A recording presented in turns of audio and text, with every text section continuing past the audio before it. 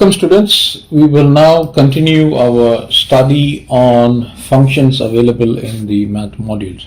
Now in the last class we have already studied about the first part of the functions. We learned about the C functions, the absolute value function, copy sign function, the factorial function, the flow function. In today's class we will start off with the square root function. It's very important.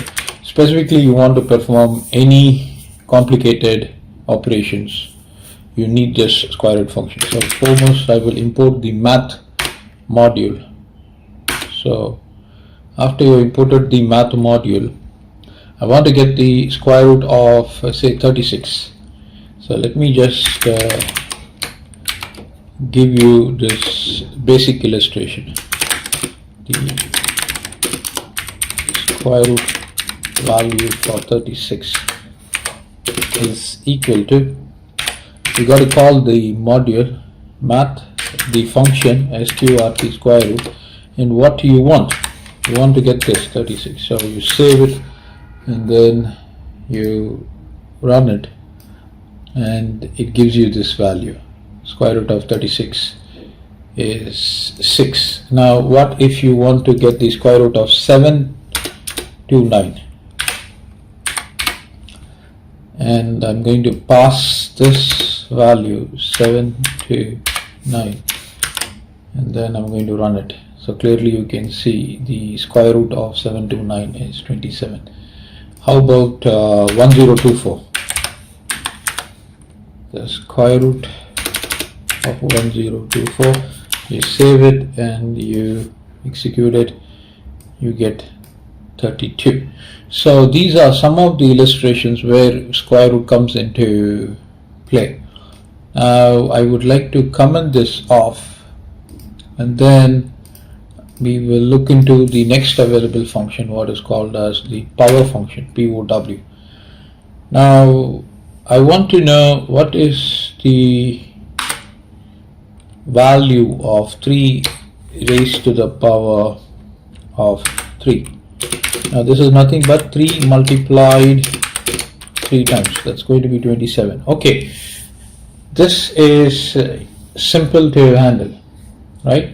But what if I have 3 raised to the power of 30?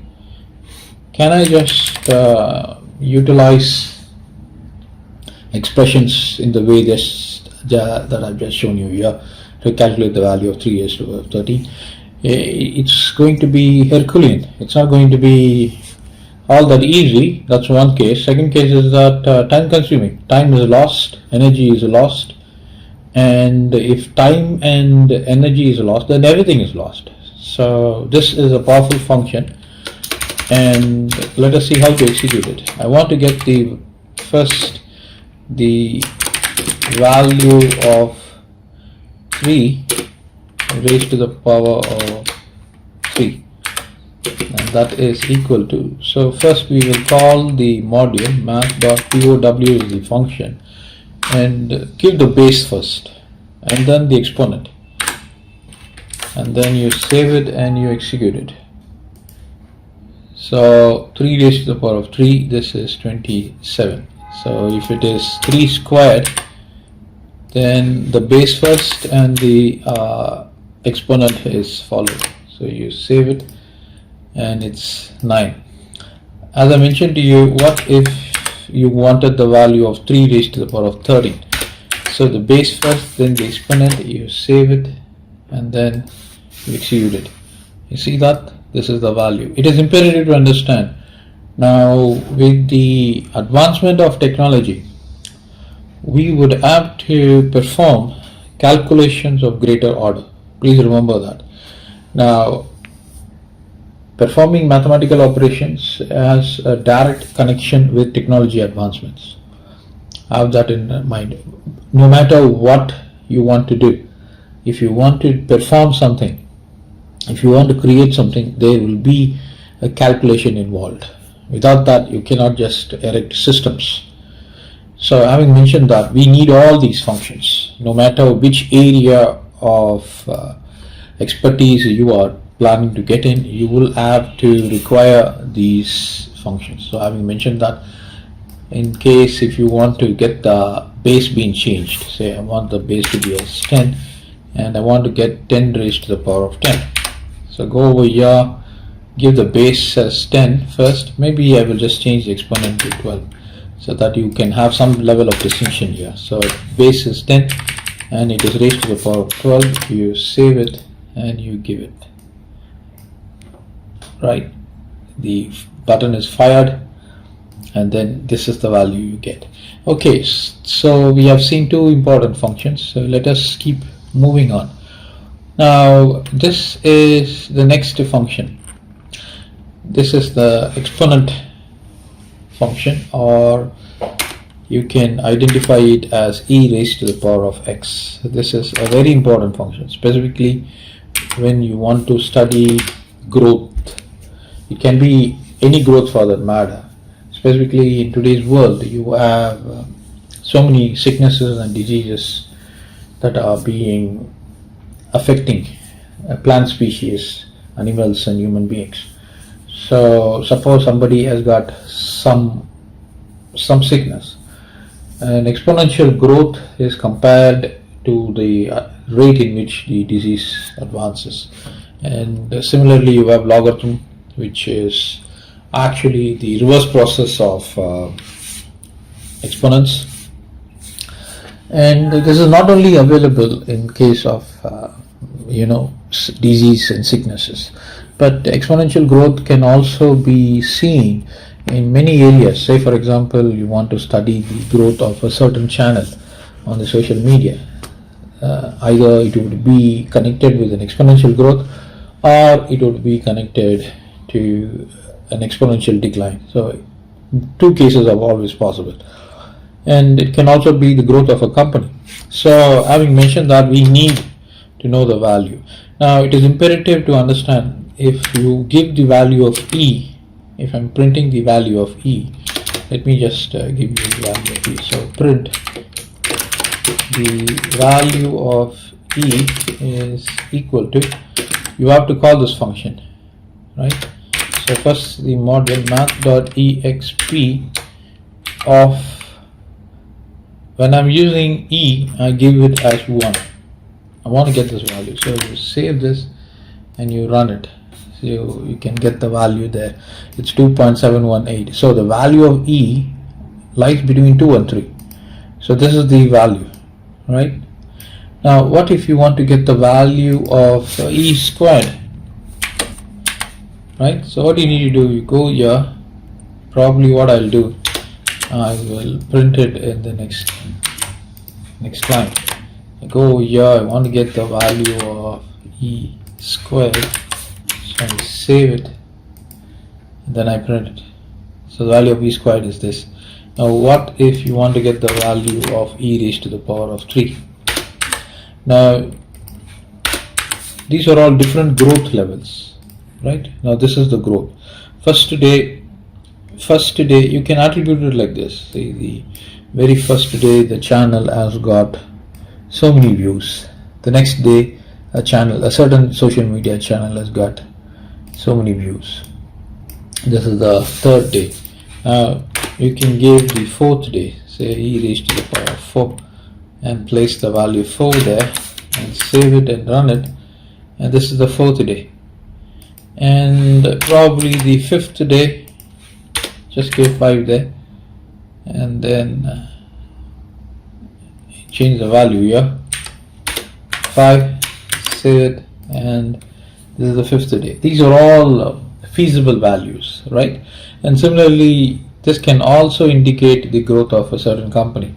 In the first year they have this turnover profit, it can be millions.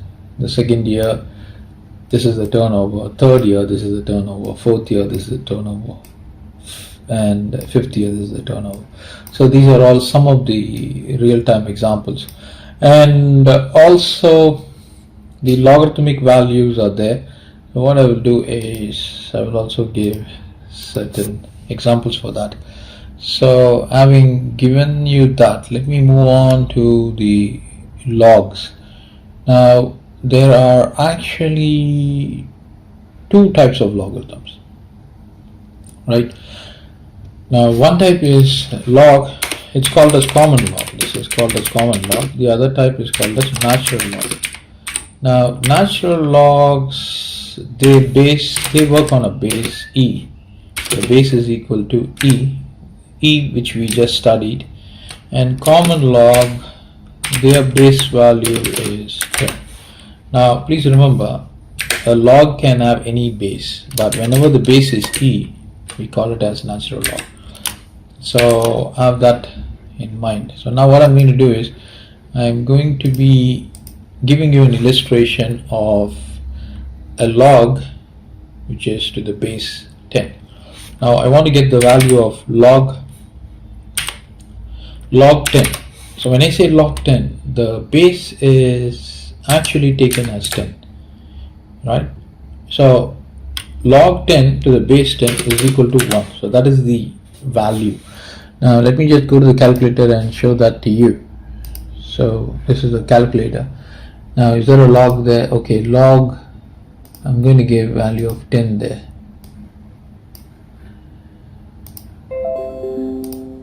So 10 is there and I take log. You see that? This means this log which I'm utilizing is actually taking the base to be as 10. That's the reason log 10 to the base 10 is equal to 1. Now if I want to change the base, there are some procedures I need to follow here, a little bit tight procedures. So that's the reason Python comes into play, right? So Python is a very sophisticated and powerful language. So with that we can do a lot of things. Okay, so in this case, suppose if I want to get the value of log 2, you see that 0.3010, that's a log 2 value, and the log 3 value will be 0.4771. okay, all of these are in base 10. So having given you this, let me just show you how to get the, so print the log of 10 is equal to, so I'm calling the math module and the function log, and I have to give you the logarithmic value, right, followed by its base. This is important. So when you save it and run it, you see that you get 1. Now you want to get the log of 2 to the base 10. You save it and you run it, you get this. This is the same value we got in the calculator, and change it, you get it to log 3. You save it, you run it, you get the value of log 3. Now if you do not give the base, now you see, you don't give the base, you save it, you see that this is the value you are getting. In this case, say for example, if I'm going to give log 10, log 10 should be 1, the base is not given, so I save it. So this is the value I'm getting. Now this is actually giving us log to the base e, right? So I have that in mind, and having mentioned you that, now you can actually utilize this base 10 in another way. Now just now I've given you, say for example, you give e there. Let me save it and run it. It is giving me an exception. E is not defined. So the value of e, I'm going to take e is equal to math.exp.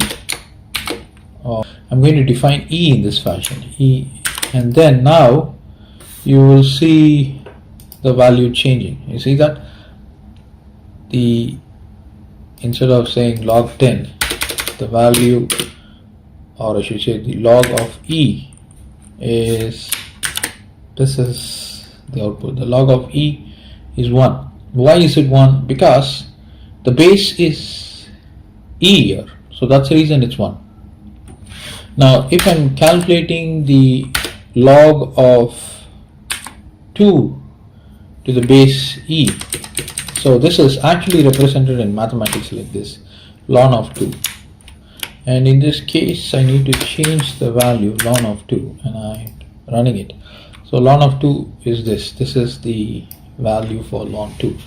The base is e, and if you were to change it to 3, this is going to be ln of 3, and you save it and run it. So this is going to be the value. So two important logarithms I have demonstrated. One is log to the base 10, the other is log to the base e.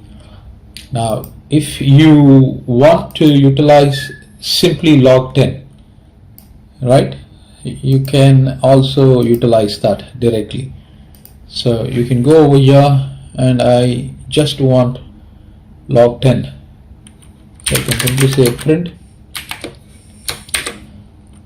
and then the value of log, this base is 10. So if I want to simply get log 2, what I need to do is I call the module, math module, and the function log 10, right, of 2. You save it. So you remember what did we get for log 2? Let me clear this off. Log 2, this is the value that we got, log 2, because it's to the base 10. That is the value that we should get here. You see that? So this is another way that we can call on the log 10. So this is log of value 2 to the base of 10. Okay, so we will move on to the next illustration to learn about other available functions. So having given you that log, we can also move on to important trigonometric functions. Now in trigonometry is a powerful field. I know that you are aware of it. Now what is the main advantage of trigonometry? Now many of the questions that you are solving in geometry can be solved by using trigonometry. Now there are people who would love geometry and there are people who would love trigonometry, and it is imperative to understand trigonometry gives you a very faster approach.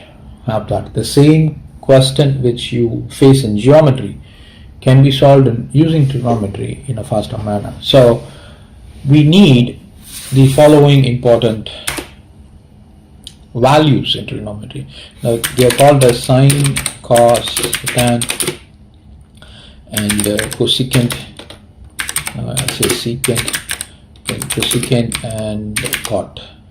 Now what are these? These are all trigonometric ratio, right? Now without these ratios you cannot handle any practical problems, any practical applications. So in architecture you need these things. Now why do we need these things? Because these ratios are built using the right triangle, and any given figure can be split using the right triangle. Now why do we need right triangle? Without right triangle we wouldn't be able to solve any geometry questions, right? Any geometry questions, if you want to solve a geometry question, you need to have a right triangle, and subsequently using right triangle you have the all important Pythagoras. The most important theorem is the Pythagoras theorem when it comes to applications. So having given you this brief insight, what I'm going to do is I'm going to show you how to exactly utilize these values, the sine value, the cos value, and tan value. Now let me go back to the calculator and show you the following. Now if you want to get the value of say sine 30, the sine 30 value is 1/2. So you can see there is a trigonometry tab there. Just press sine, you get 1/2. Fair enough. Now if you want to get the value for cos 60, let me clear it. Cos 60 is also 1 over 2, 0.5, right, and so on and so forth. So there are many angles that we would have to get the values for. Now what I'm going to do is I would like to get the value of sine 60 or sine 30. So print the value of sine 30 degrees is equal to, how do we do that? We call the module and then sine, and you open the parenthesis. Now if you give directly 30 degrees, it's not going to work. Okay, I will show you why it's not going to work. I'm going to save it. Let me see the value. See the value it's given, and see the value that we got for sine 30. So I'm going to take 30 here, and sine 30 is 0.5. We need to get 0.5, but we are getting something else. So how do we exactly do that? Now we need to know that pi, if I say pi, I hope you know how pi looks. Pi is nothing but 180 degrees, and if I want to write 30 degrees, I can write 30 degree as 180 degree divided by 6. That would give me 30 degrees.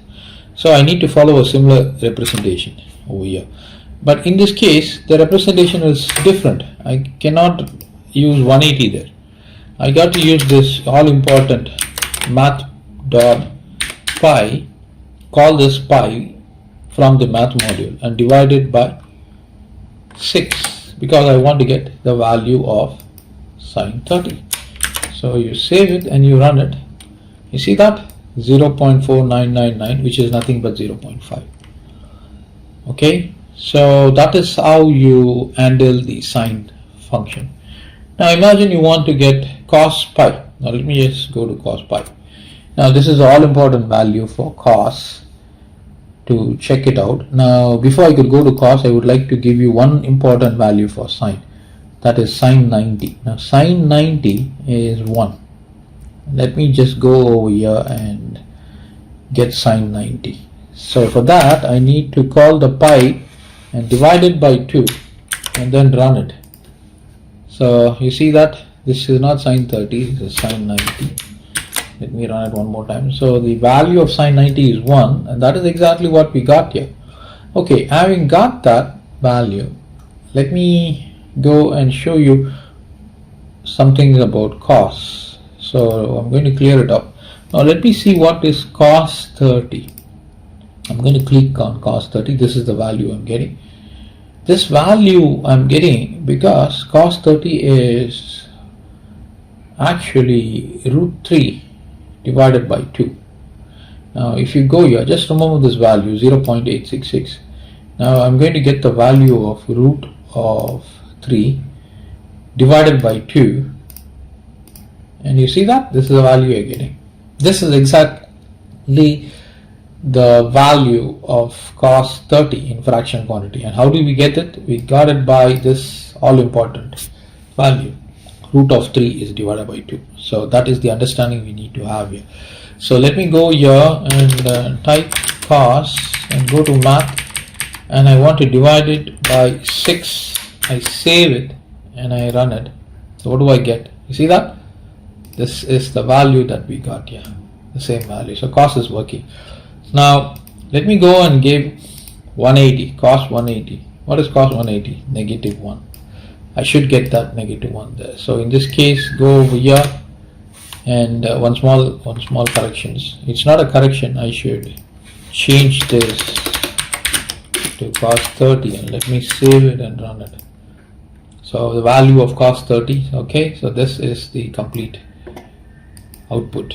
Now I want to get the value of cos 180. Now cos 180, as I mentioned to you, is negative 1. I should get this negative 1. So I need to produce cos 180 here. So how do I get that? So math.cos 180, I save it, then I go here, I run it, I get negative 1. You follow me?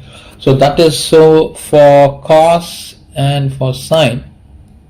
Now we need to go to the all important tan. Now let me show you a basic value for tan. Now tan 45, that should produce me 1. You see that? So that's exactly what I'm going to show you here. Now if I were to take tan 90, tan 90 is going to be undefined. If I go over here and I click on tan 90, you see that? It says invalid input. So I'm going to check this out. I'm going to check these two things out. And the third thing is, what is the value for cot 90? You gotta know that, right? You can also try that value, cot 90, and say cos tan 60. You can also get the value of tan 60. Tan 60, this is the value. Okay, so let me check this out. Tan 45, tan 60, and tan 90. Tan 60 produces me 1.732. Okay, so I go over here, I change it to tan 45, and I call upon tan and MathPy. To get 45, I need to divide by 4, right? So that's exactly what I'm doing. I'm going to save here, and then I run it. So tan 45 is 0.9991. That's 1. That's fair enough. So now let me try tan 60. So I call upon tan 60. So this has to be divided by 3, and then I save it. This is the exact value that we got, right? 1.732. Now let me go to tan 90. As I've shown you, tan 90 has produced me an invalid input. So let me see what math function here is producing me. It says value of tan 90. Tan 90 is actually a value that is tending towards infinity, right? Tan 90 is sin 90 by cos 90. Sin 90 is 1, but cos 90 is 0. So 1 divided by 0 is moving towards infinity, and we are able to produce this value here. So that's so much so for tan. So I haven't given you those values for tan, sine, and cos. I think this is a good place for us to stop before we move on to the next set of functions available in math modules. Thank you, students.